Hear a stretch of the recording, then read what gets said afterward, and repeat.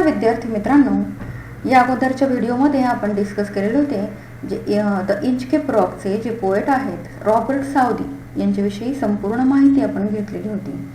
आज आपण डिस्कस करणार आहोत द इंचकेप रॉक या पोएमविषयी लाईन टू लाईन एक्सप्लेनेशन आज आपण पाहणार आहोत.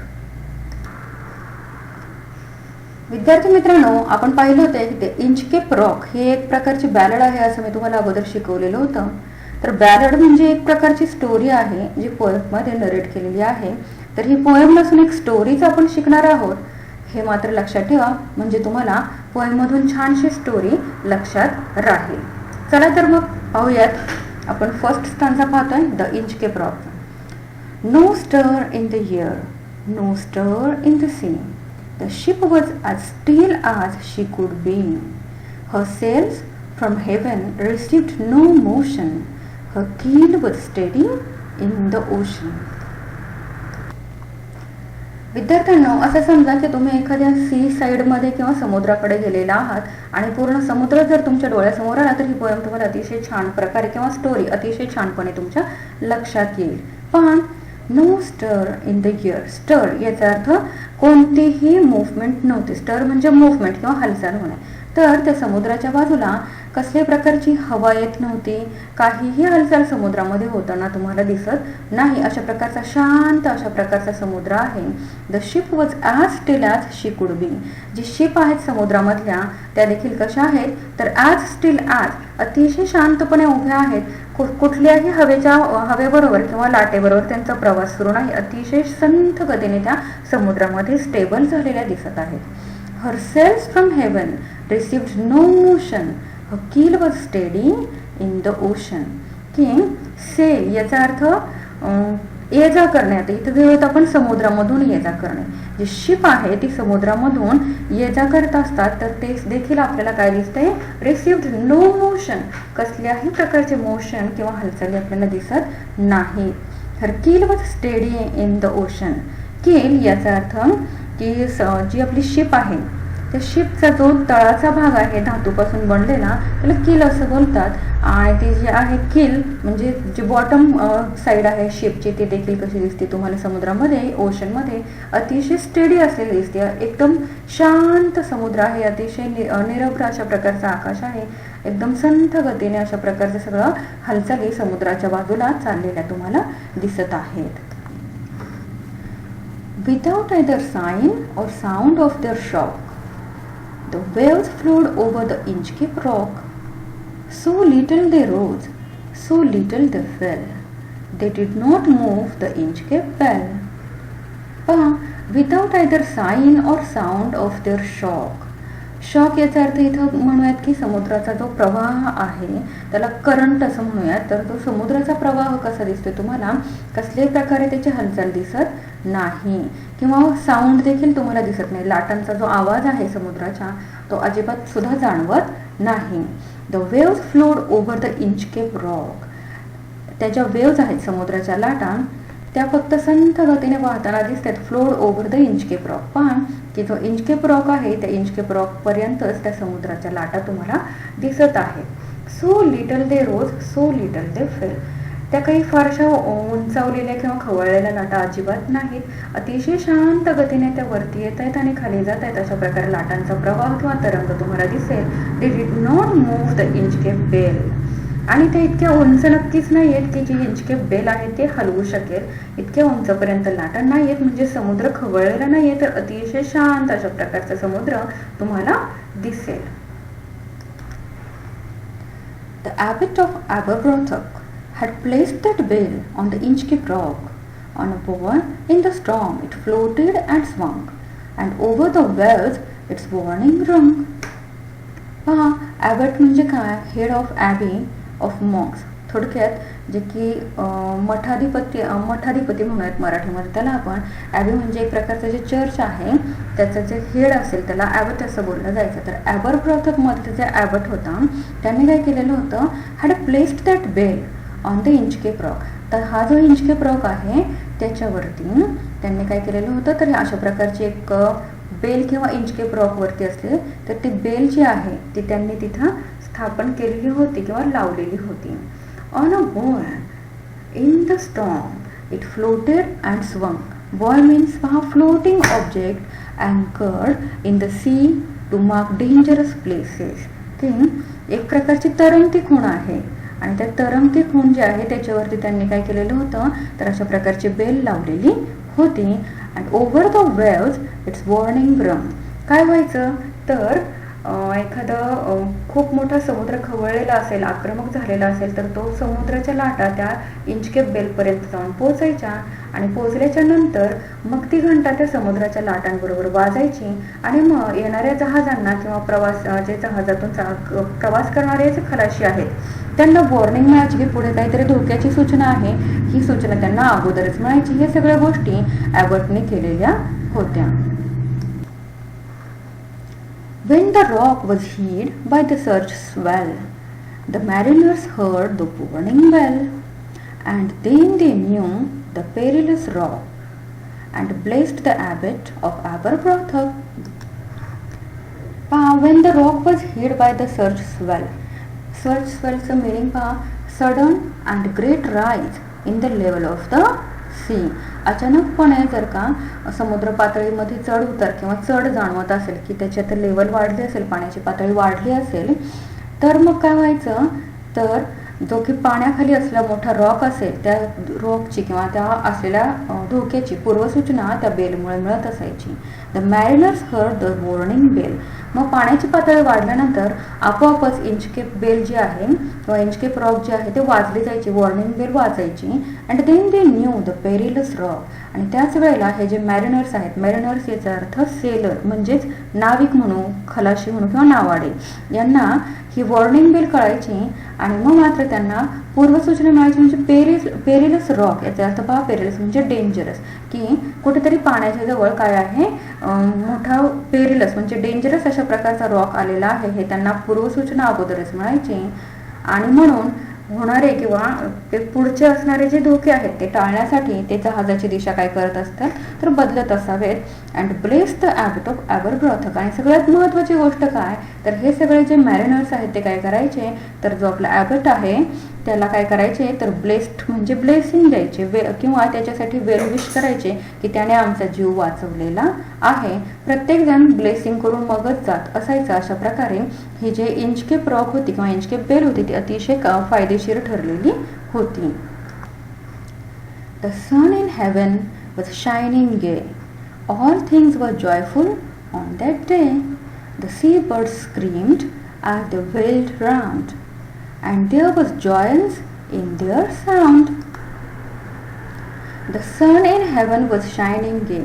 की सनशाईन देखील अशा प्रकारे जाणवतं की सन अतिशय आनंदामध्ये आहे. गे याचा अर्थ हॅपी असणे, आनंदी असणे. की त्या दिवशी जो की सूर्य उगवलेला आहे तो देखील अतिशय आनंदी आहे, एकदम हॅपीनेस अशा प्रकारचं आनंदमय असं प्रकारचं वातावरण सगळीकडे पसरलेलं आहे. All things were joyful on that day.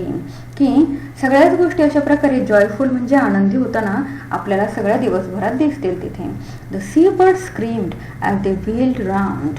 की व्हील्ड राऊंड पाहिलेलं आहे. Guess the meaning of wheeled round. Wheeled round म्हणजेच वर अराउंड म्हणजे इकडून तिकडे फिरणे. हे जे बर्ड्स आहेत सी बर्ड्स ते पण काय करत होते जेव्हा इकडून तिकडे फिरत होते दिशा बदलून त्यावेळेला ते स्क्रीम म्हणजे ओरडतायत किंवा गाणं म्हणतात. अतिशय छानसं गाणं म्हणत होते पहा. And there was joyance in their sound. ज्या पण प्रकारचं गाणं ते गात होते त्यामध्ये काय दिसते आपल्याला जॉयन्स म्हणजे आनंदी आनंद दिसत होता. त्यांच्या गाण्यामध्ये किंवा त्यांच्या साऊंडमध्ये देखील आपल्याला अतिशय आनंदी वातावरण दिसत होतं. पहा आतापर्यंतची जी पोएम आपण डिस्कस केली अतिशय सुंदर अशा प्रकारचा आनंदी अतिशय शांत अशा प्रकारचं वातावरण आपल्याला पाहायला मिळतंय. इथून पुढची पोएम मात्र थोडीशी वेगळी आहे किंवा दुसरा पार्ट म्हणूयात आपण त्याला पोएमचा. पहा काय घडते पोएममध्ये किंवा त्या स्टोरीमध्ये पुढे. The buoy of the Inchcape bell was seen a darker speck on the ocean green. Sir Ralph the Rover walked his deck and he fixed his eye on the darker speck. आतापर्यंत आपण फक्त ॲबट of ॲबरब्रॉथक पाहिलेलं होते एक character आणि आता मात्र next character या पोएममध्ये आलेला आहे ते म्हणजे sir Ralph the rover. Raft rover कोण होते पहा? अ सी पायरेट. पायरेट म्हणजेच समुद्रातले लुटेरे जे आहेत त्यापैकी एक म्हणजे राफ्ट रोवर होते. आता या वेळेला काय घडलेलं आहे पहा? The buoy of the Inchcape bell. Buoy म्हणजे मी अगोदरच तुम्हाला सांगितलेलं की तरंगती खूण जी आहे इंचकेप बेलची ती वॉज सीन.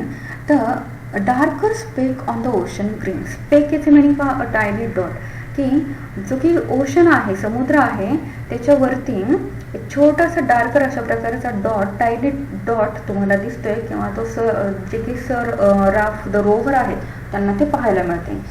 ओशन ग्रीन दिलेला आहे. ग्रीन आता तुम्हाला माहितीच आहे की ओशन ब्लू किंवा ब्लॅक जो आहे तो कधी दिसतो तर जर समुद्राचं लेवल जे आहे ती खूप खोलवर असेल तर, आणि ग्रीन असेल तर त्यावेळी समुद्राचं पाण्याची लेवल थोडीशी कमी असते आणि त्यामुळे ग्रीन ओशन दिसत आहे. पहा darker speck on the ocean green. आणि मग त्या ग्रीन ओशनच्या वरती छोटंसं डार्कर अशा प्रकारचं छोटंसं स्पेक म्हणजे टायनी डॉट दिसतोय जो की कशाचा आहे? आपल्या इंचकेप बेलचा आहे. आणि sir raft rover walked his deck.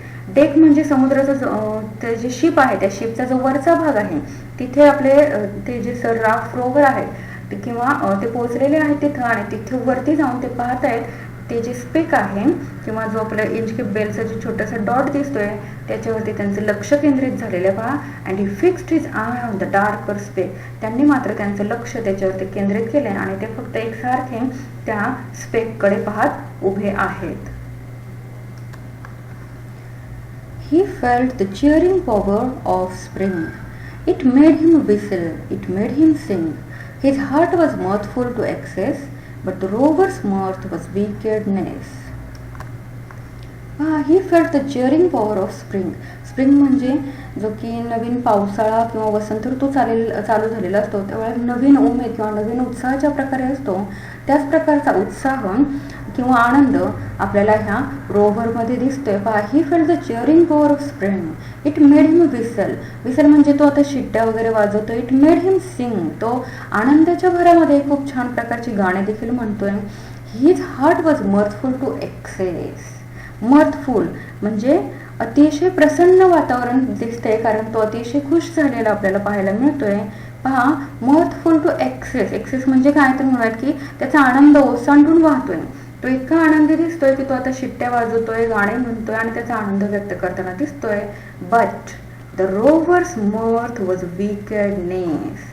आपण म्हणूयात की रोव्हर जो आहे तो अतिशय काय झालेला आहे? मर्थ म्हणजे हॅपी झालाय, अतिशय आनंदी आहे, परंतु त्याचा आनंद जो आहे तो चांगल्या वातावरणामुळे नक्कीच नव्हता, तर त्यामध्ये काहीतरी एक प्रकारचा विकेडनेस होता. विकेडनेस याचा अर्थ रॉंग डुईंग किंवा एव्हिल अशा प्रकारचं काहीतरी वाईट त्याच्या डोक्यामध्ये चाललेलं होतं आणि त्या वाईट गोष्टीतून तो काहीतरी आनंद घेताना आपल्याला पाहायला मिळतोय. काय वाईट गोष्ट तो करतोय पहा पुढच्याच स्टांजामध्ये आपल्याला लक्षात येईल. His eye was on the Inchcape float.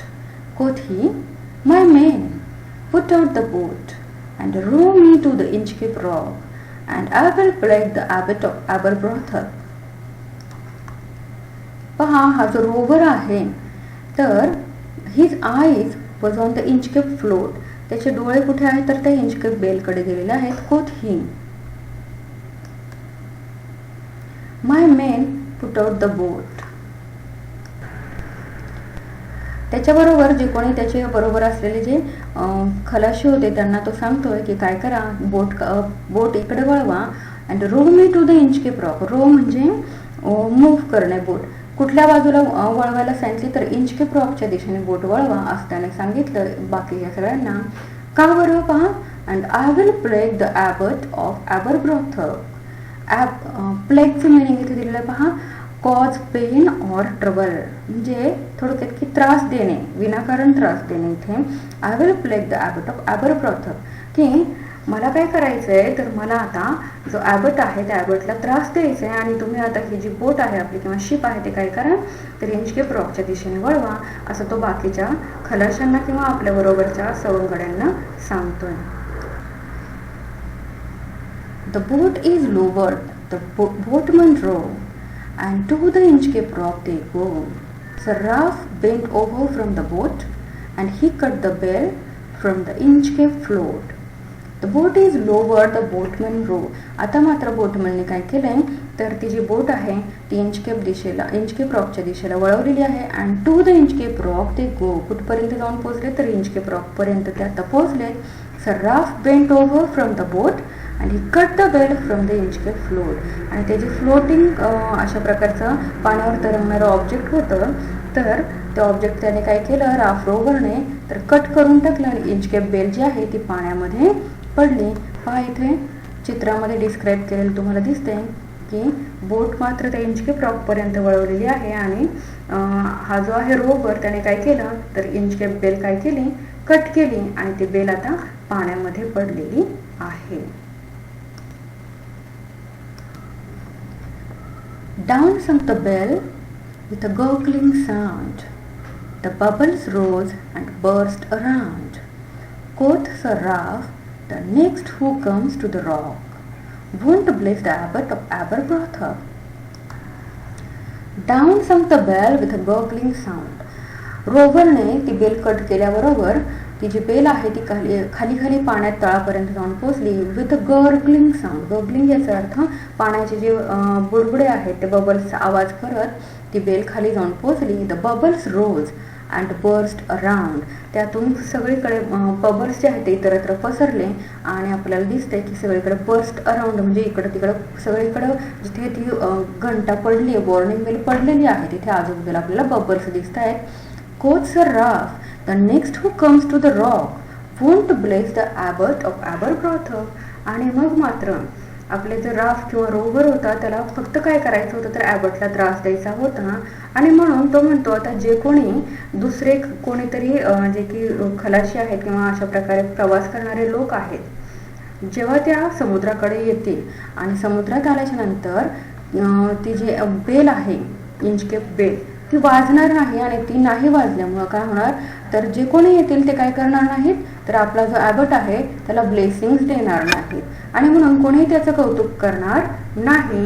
हीच फक्त गोष्ट त्या रोव्हरला करायची होती आणि म्हणून त्याने ती बेल जी होती वॉर्निंग बेल ती कापून टाकलेली होती. Sir Ralph the rover sailed away. He scoured the seas for many a day and now grown rich with plunder store. He steers his course for Scotland's shore. अशा प्रकारे आपला जो sir Ralph rover आहे ते खूप वेगवेगळ्या ठिकाणी प्रवास करत राहिले समुद्रातून. Sir Ralph the rover sailed away. खूप दिवस किंवा खूप वर्ष त्यांनी वेगवेगळ्या प्रकारे समुद्रातून वेगवेगळ्या ठिकाणी प्रवास केला. He scoured the seas for many a day. Scoured पहा travelled freely or energetically first ships to row. Row याचा अर्थ थोडक्यात की रॉबरी करणे. वेगवेगळ्या ठिकाणी ते अशा प्रकारे समुद्रातून फिरत राहिले आणि खूप सारी रॉबरी देखील त्यांनी केली. And now grown rich with plunder store. Plunder store पहा big amount of looted wealth.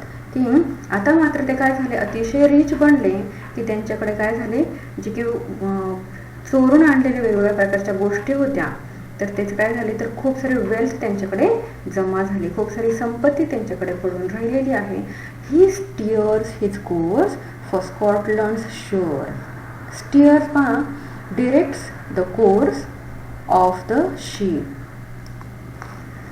त्याने त्याच्या जहाजाची दिशा आता स्कॉटलंडच्या दिशेला वळवलेली आहे. So thick a haze overspreads the sky, they cannot see the sun on high. The wind hath blown a gale all day, at evening it hath died away. रोवरची जी ship आहे ती स्कॉटलंडच्या दिशेने वळाली. So thick a haze overspreads the sky. हेच meaning पहा thin mist की आता काय झालं तर सगळीकडे मिस्ट म्हणजे धुकं पसरलेलं होतं त्यावेळेला. They can not see the sun on high. त्यांना आता वरती सन म्हणजे सूर्य देखील दिसू शकत नव्हता. इतकं मोठ्या प्रमाणामध्ये समुद्रामध्ये काय झालं तर धुकं पसरलं. ओव्हरस्प्रेड म्हणजे धुकं पसरलेलं होतं. द विंड हॅथ ब्लोन अ गेल ऑल डे. की मोठा सोसाट्याचा वारा त्या समुद्रात पसरलेला होता आणि सुसाट असा मोठं वादळ देखील आलेलं दिसतंय. At evening it has died away. मग अतिशय उशिरा संध्याकाळच्या वेळेला ते सगळं जे वारा होता सोसाट्याचा तो आणि जे पसरलेलं मिस्ट होतं ते संपताना आपल्याला दिसतंय. संध्याकाळपर्यंत हे सगळं वातावरण शांत झालं, परंतु ह्या वातावरणाला मात्र आपला जो रोवर आहे त्याला फेस करावं लागलं. On the deck, the rover takes his stand. So dark it is, they see no land. Quoth Sir Ralph, it will be lighter soon, for there is the dawn of the rising moon. On the deck, the rover takes his stand. शिपची जी वरची बाजू आहे तिथे आपला rover उभा आहे. So dark it is, they see no land. इतका darkness होता की कुठे आजूबाजूला लँड देखील त्यांना दिसू शकत नव्हतं. खूप अंधार पसरलेला होता. Quoth Sir Ralph, it will be lighter soon. यामध्ये देखील आपला जो रोवर आहे किंवा राफ आहे त्याला आशेचा किरण दिसतोय आणि तो म्हणतो की थोड्याच वेळात प्रकाश आपल्याला पाहायला मिळेल आणि प्रकाशाच्या त्या उजेडामध्ये आपण काहीतरी आजूबाजूला दिसू शकेल, लँड तरी दिसू शकेल. For there is the dawn of the rising moon. की काय होणार आहे तर जो की मून आहे म्हणजे चंद्र आहे त्याची उगवण्याची वेळ झालेली आहे आणि त्या चंद्रप्रकाशामध्ये आपल्याला बऱ्याचशा गोष्टी क्लिअरपणे दिसतील असं तो राफ इतरांना समजावून सांगत आहे. Canst hear, said one, the breakers roar. For methinks we should be near the shore. Now where we are I cannot tell, but I wish I could hear the Inchcape bell. Canst hear, said one. त्यापैकीच एक जण म्हणतो the breakers row or, की ज्या समुद्राच्या लाटा आहेत त्यांचा देखील आवाज आता ऐकू येईल असं झालेला आहे. फॉर मिथिंग्स इज मिनिंग पहा I think we should be near the shore. मला असं वाटतंय की आपण कुठे आहोत तर सी शोअर जे आहे ते सी शोअरच्या बाजूला आपण कुठेतरी आहोत, कारण समुद्राच्या लाटांचा तितकासा तीव्र आवाज आपल्याला येताना दिसत नाहीये. म्हणजे समुद्र किनाऱ्यालगत पोहोचलो आपण बहुतेक असं त्याला म्हणायचं होतं. Now where we are I can not tell. यावरती रोवर बोलतोय आपण कुठे आहोत हे मात्र मला सांगता येत नाही किंवा सांगू शकत नाहीये मी. But I wish I could hear the Inchcape bell. परंतु मला असं वाटतंय की इंचकेप बेलचा आवाज जर का आपल्याला ऐकू आला असता तर मग मात्र नक्की कळालं असतं की आपण कुठे आहोत. आता त्याला देखील त्या इंचकेप बेलची गरज भासू लागलेली होती. They hear no sound, the swell is strong. Though the wind hath fallen, they drift along, till the vessel strikes with shivering shock. O Christ, it is the Inchcape Rock. पहा coincidence काय झालेलं होता. दे hear no sound, त्यांना आत्ता तरी कोणत्याही प्रकारचा आवाज येत नव्हता. द स्वेल इज स्ट्रॉंग, आणि पाणी मात्र आता खूप जास्त प्रमाणामध्ये दिसू लागलेलं होतं. दो द विंड हॅथ फॉलन ते ड्रिफ्ट अलॉंग, आणि ते जे वारा सोसाट्याचा सुटलेला होता त्या वाऱ्याने त्यांना अतिशय लांबवरती कुठेतरी फेकून दिलेलं होतं. बा ड्रिफ्ट म्हणजे मूव्ह स्लोली. त्यांची जी बोट आहे ती आता अतिशय स्लोली चालू लागलेली होती आणि मग मात्र त्याला काहीतरी होल पडलेलं होतं. पहा till the vessel strikes with shivering shock.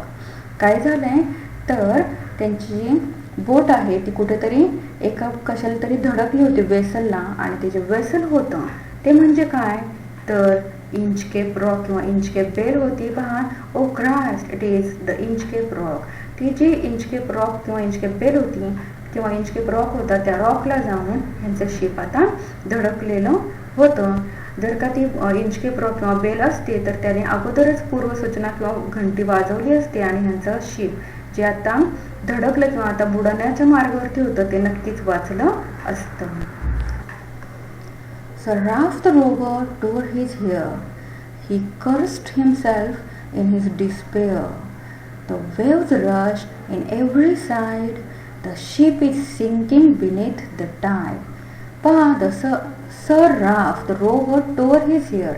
आता मात्र ते स्वतःच काय करू लागले तर स्वतःचे केस जे आहेत ते ओढायला लागले.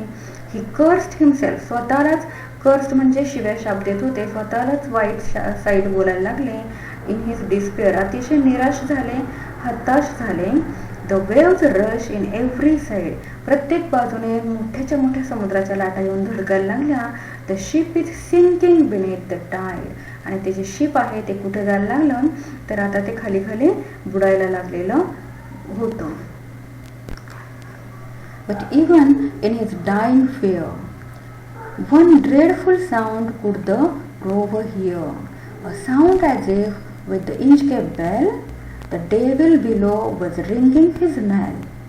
पहा, but even in his dying fear, आता त्याला मृत्यू मात्र समोर दिसू लागलेला होता.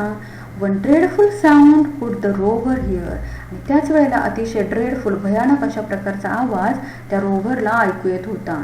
A sound as if with the Inchcape bell, ते इंचकेप बेलमधूनच काहीतरी साऊंड त्याला ऐकू येत होता, परंतु तो जो साऊंड होता तो इंचकेप बेलचा नव्हता. The devil below was ringing his knell. Inchcape बेलच्या खाली एक प्रकारचा डेव्हिल होता, आणि तो डेव्हिल किंवा राक्षस किंवा म्हणूयात की मृत्यूची घंटा त्याला ऐकू येऊ लागलेली होती. Below was ringing his knell. Knell, the sound of a bell rung solemnly after death, की मरणाच्या नंतर किंवा मृत्यूच्या दारात असलेली जी घंटा आहे तिचा आवाज ज्या प्रकारे ऐकू यावा त्याच प्रकारचा आवाज ह्या आपल्या रोव्हरला आता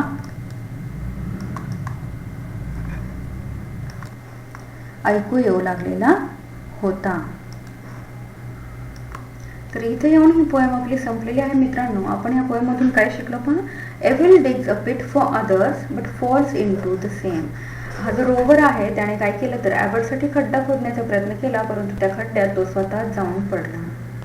पुढील व्हिडिओमध्ये आपण डिस्कस करणार आहोत याच पोएममधील फिगर्स ऑफ स्पीच. असेच यापुढील नवनवीन व्हिडिओ पाहण्यासाठी लाईक, शेअर, कमेंट आणि सबस्क्राईब करायला विसरू नका.